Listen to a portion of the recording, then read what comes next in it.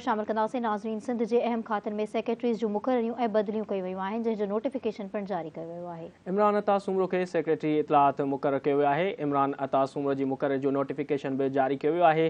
Secretary Abdul Rashid Solangi खे इतलात खाते मां बदिली करे इंडस्ट्रीज़ एंड कॉमर्स डिपार्टमेंट जो सेक्रेटरी मुक़ररु कयो वियो आहे। नोटिफिकेशन मूजिबि बेनज़ीर भुट्टो शहीद human resource research and development board जे सेक्रेटरी शारिक अहमद खे बदिली करे वर्क्स एंड सर्विसिस खाते जो सेक्रेटरी मुक़ररु कयो वियो आहे। नोटिफिकेशन मूजिबि मेंबर बोर्ड ऑफ रेवेन्यू ॻोठ आबाद सैयद इम्तियाज़ अली शाह खे बदिली करे Sindh solid waste management board जो MD मुक़ररु कयो वियो आहे। जारी कयल नोटिफिकेशन मूजिबि इतलात खाते में इम्तियाज़ अली जोयो खे डायरेक्टर इश्तिहारात मुक़ररु कयो वियो आहे। डायरेक्टर इश्तिहारात अज़ीज़ अहमद हकड़ो खे बदिली करे इम्तियाज़ अली जोयो खे डायरेक्टर इश्तिहारात मुक़ररु कयो वियो।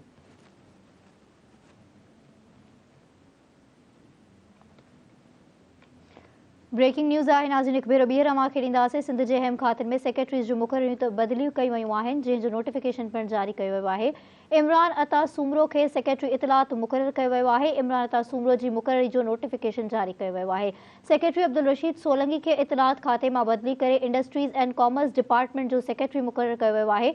नोटिफिकेशन मूजिबि बेनज़ीर भुट्टो शहीद human resources research and development board जे सेक्रेटरी शारिक अहमद खे बदिली करे वर्क्स एंड सर्विसिस खाते जो सेक्रेटरी मुक़ररु कयो वियो आहे। नोटिफिकेशन मूजिबि मेंबर बोर्ड ऑफ रेवेन्यू ॻोठ आबाद सईद इम्तियाज़ अली शाह खे बदिली करे Sindh solid waste management board जो MD मुक़ररु कयो वियो आहे। जारी कयल नोटिफिकेशन मूजिबि इतलात खाते में इम्तियाज़ अली जोयो खे डायरेक्टर इश्तिहारात मुक़ररु कयो वियो आहे। डायरेक्टर इश्तिहारात अज़ीज़ अहमद हकड़ो खे बदिली करे इम्तियाज़ अली जोयो खे डायरेक्टर इश्तिहारात मुक़ररु कयो वियो आहे।